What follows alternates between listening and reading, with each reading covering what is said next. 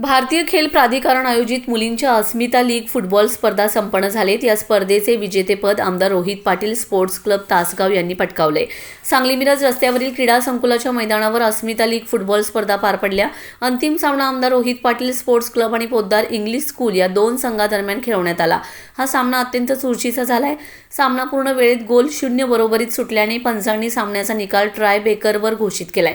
या 3-2 गोलने तासगावच्या रोहित पाटील स्पोर्ट्स क्लबने विजय मिळवलाय। केंद्र सरकारने मुलींच्या फुटबॉल खेळाला चालना मिळावी आणि चांगले खेळाडू तयार व्हावेत यासाठी वेस्टर्न इंडिया फुटबॉल असोसिएशन यांच्या मदतीने मुलींच्या फुटबॉल स्पर्धेचे आयोजन केलं होतं। या स्पर्धा सांगली जिल्हा फुटबॉल असोसिएशनच्या संयोजनाखाली पार पडलेत। हा अंतिम सामना मोठ्या चुरशीने झालाय।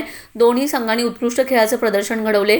स्पर्धेचे बक्षीस वितरण समारंभ महापालिकेच्या नगरसेविका रेखाताई कांबळे यांच्या हस्ते करण्यात आले।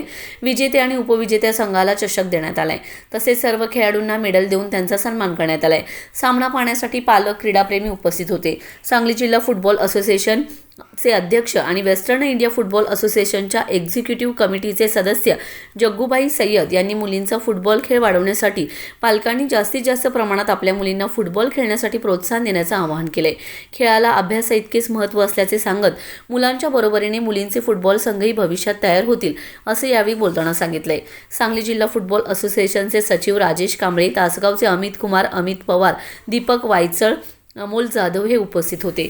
या स्पर्धेत जिल्ह्यातील 8 संघांनी सहभाग घेतला होता। 10वी आणि 12वीला 2 मार्कासाठी आपण तडपतोय दिवायला, तर 15 मार्क इझी मिळाले हे पालकाला समजायला पाहिजे, आम्हाला नाही।